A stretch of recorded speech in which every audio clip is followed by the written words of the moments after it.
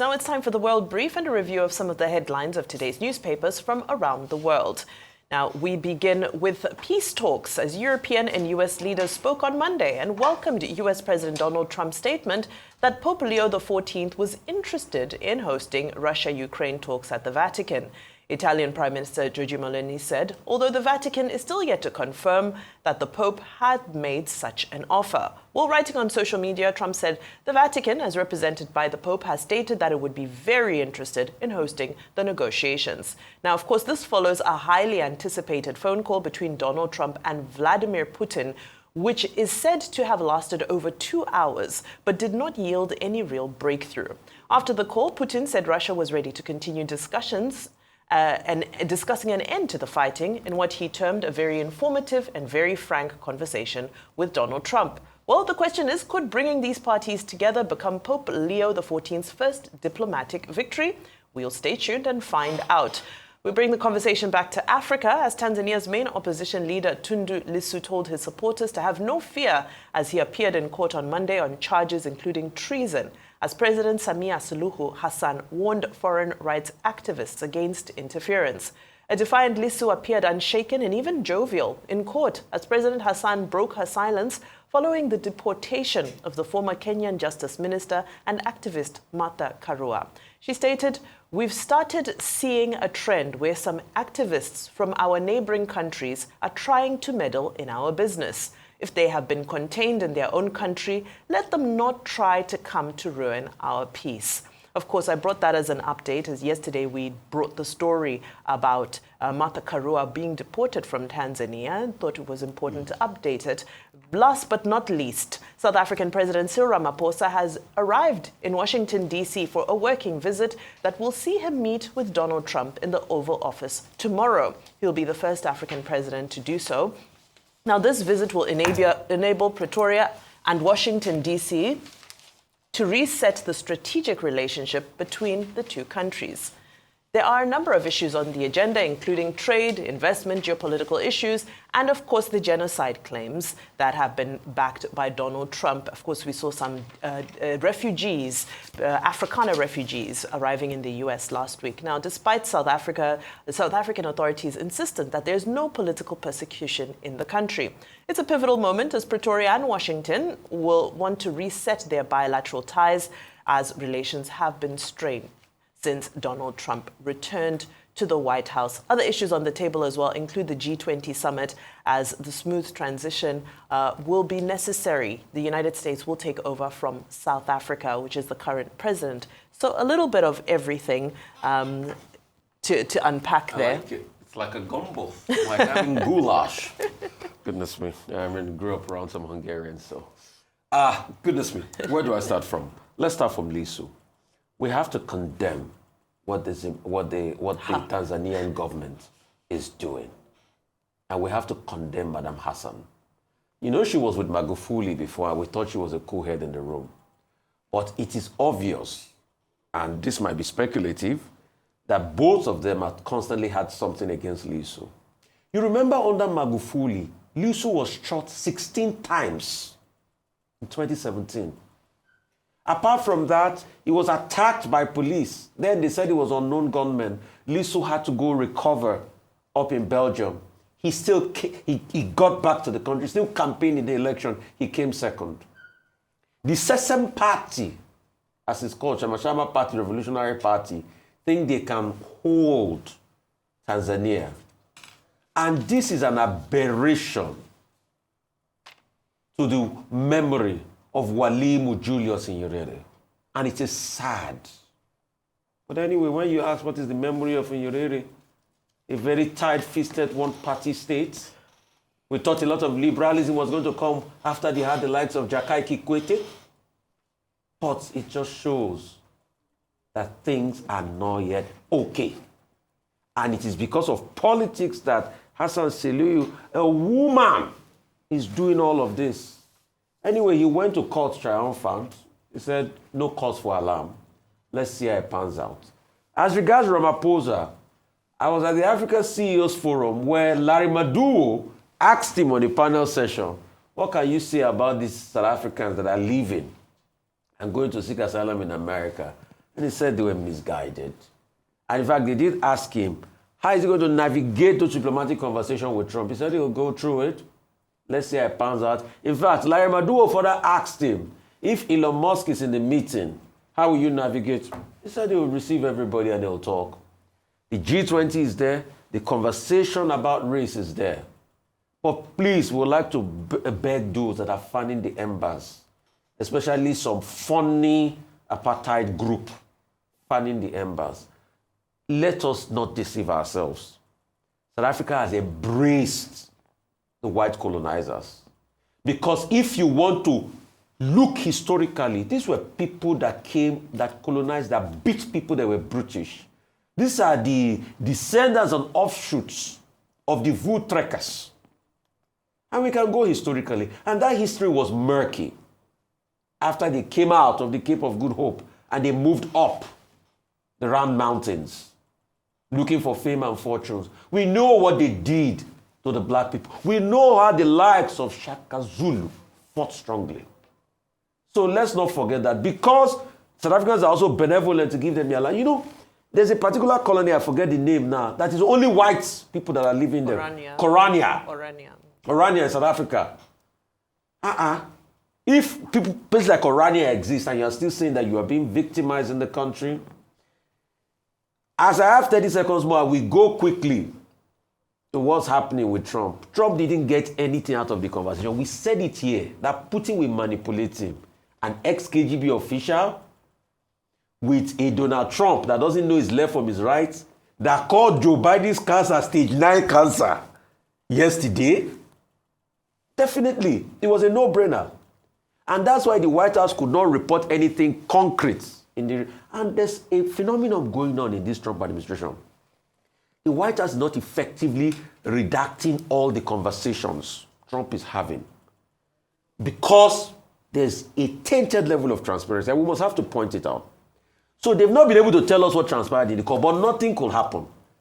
The formative factor there is that Putin still wants to take territories. And if he does that, the Ukrainians are not going to be happy about it. I'm happy that there are conversations about the Pope saying they should come and talk. Yes, it's a good one. But I can tell you, Trump got nothing out of the conversation yesterday. It's just platitude, and Putin just pushed him forward. And that's why we say stand with Europe and stand with Ukraine all this while. It's beginning to emerge. Looks like he's calling on divine help at this time. Very quickly, let me start with Tundu Lissu, which is by way of update. He eventually appeared in court yesterday, as expected, after Matakarua, Lynn Ngugi, and Ms. Kimani, who were his lawyers who had come from Kenya to defend him, had been expelled. Now, he was defiant. He was telling his supporters, thousands of them gathered in front of the court. Tension was high across the city of Dar es Salaam. Police presence was heavy in court, but he told his supporters not to fear. What was his offense? April 9, he had said that there will be no election without reforms. And that is what has been interpreted as treason, something that carries the death penalty under the Tanzanian constitution. But the big surprise, the big regret, the big issue is how President Hassan has moved from being one of the big female presidents showing up in Tanzania to becoming an autocrat after a fashion in Nigeria, in Africa, because this is the issue about African democracy, this regression that we're experiencing with democracy. Samelu Hassan is now presiding over a Tanzania where kidnappings have become the order of the day, where people are disappearing, where people are being deported from the country, human rights activists, lawyers who just want to do their job. Now, yesterday, President Samia Hassan was quoted as having said, in support of the security agencies, that they did well by expelling Gloria Kimani, Mata Karua, and Lynn Ngugi. And what did she say? He said these are people who have caused chaos in their own country. They should not be allowed to come here and cause chaos in our own country. Tanzania is the only country that has peace within the region. And we are the only one that has security. So let them go back to their country where they are causing chaos. I think it is a sad moment for Africa that leaders who otherwise profess to be progressive, end up becoming so authoritarian. And that is the latest update for me. Now, quickly, about Ramaphosa going to Washington. He arrived in Washington yesterday afternoon. He's scheduled to meet with President Trump at the White House tomorrow. According to Vincent Magwenya, who issued the spokesperson, that's the spokesperson, the South African spokesperson. The purpose of this is to reframe bilateral commerce, commercial and economic relations between South Africa and the United States, and to see how there can be a reset. Now, if you look at it on the surface of it, it's a diplomatic coup for South Africa because South Africa had already been blue-inked by the White House. The ambassador to the U.S. was expelled. America is angry that South Africa will go all the way to the ICJ to fight Israel, which is a major ally of the United States. But I understand that the person who has made this possible is an Afrikaner entrepreneur and billionaire called Johan Rupert. It was Johan Rupert who opened the door for South Africa. But let us see what happens when they meet tomorrow. Yes, South Africa will try to reset, will try to make peace, but President Trump characteristically will try to cut a deal, being a transactional president. And, you know, we'll see the details of that, of whatever deal he wants to cut after the meeting. The other part of it will be Elon Musk, Marco Rubio, and also, all the other persons in the U.S. establishment who have been attacking South Africa. Finally, the conversation, 2-hour conversation between President Trump and President Putin yesterday, I wouldn't think it yielded any concrete result.